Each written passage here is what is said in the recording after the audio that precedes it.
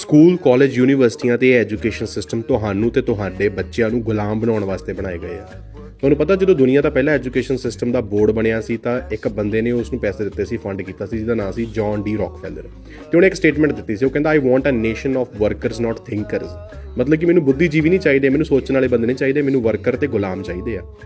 ਉਹਨਾਂ ਨੇ ਤੁਹਾਨੂੰ ਕੰਮ ਤੇ ਰੱਖਿਆ, ਕੰਮ ਤੇ ਲਾਇਆ, ਫੈਕਟਰੀਆਂ 'ਚ ਫਿਰ ਵੱਡੇ ਵੱਡੇ ਅਹੁਦੇ ਦਿੱਤੇ ਤੇ ਤੁਹਾਨੂੰ ਇਸ ਨਸ਼ੇ 'ਚ ਪਾਤਾ। ਫਿਰ ਜਿਹੜੇ ਪੈਸੇ ਤੁਹਾਡੇ ਕੋਲੇ ਬਾਅਦ 'ਚੋਂ ਆਉਣੇ ਸੀ ਉਹ ਤੁਹਾਨੂੰ ਪਹਿਲਾਂ ਹੀ ਲੋਨ ਦੇ ਜ਼ਰੀਏ ਦੇ ਕੇ ਤੁਹਾਨੂੰ ਕਿਸ਼ਤਾਂ ਦਾ ਬੋਝ ਪਾਤਾ ਤਾਂ ਕਿ ਤੁਸੀਂ ਸਾਰੀ ਉਮਰ ਕੰਮ ਕਰਦੇ ਰਹੋ ਤੇ ਇਸੇ ਜਾਲ 'ਚ ਫਸਦੇ ਰਹੋ। ਤੇ ਮੇਰਾ ਕੰਮ ਹੈ ਤੁਹਾਨੂੰ ਤੇ ਤੁਹਾਡੇ ਬੱਚਿਆਂ ਨੂੰ ਇਸ ਗੁਲਾਮੀ ਤੋਂ ਆਜ਼ਾਦ ਕਰਾਉਣਾ।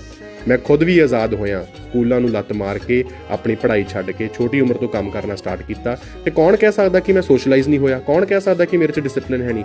ਮੈਂ ਉਹ ਸਭ ਕੁਝ ਕਰਦਾ ਜੋ ਪੜ੍ਹੇ ਲਿਖੇ ਲੋਕ ਕਰਦੇ ਆ ਤੇ ਕਈ ਪੜ੍ਹੇ ਲਿਖੇ ਮੈਨੂੰ ਬੈਠ ਸੁਣਦੇ ਆ ਤੇ ਆਪਦੀ ਜ਼ਿੰਦਗੀ 'ਚ ਮੈਂ ਕਾਮਯਾਬ ਆ। ਤੁਹਾਨੂੰ ਆਜ਼ਾਦ ਕਰਾਉਣਾ, ਤੁਹਾਡੇ ਬੱਚੇ ਨੂੰ ਆਜ਼ਾਦ ਕਰਾਉਣਾ ਮੇਰਾ ਕੰਮ ਆ। ਮੇਰਾ ਪੇਜ ਦੇਖੋ, ਸਭ ਕੁਝ ਸਮਝ ਆ ਜੂ।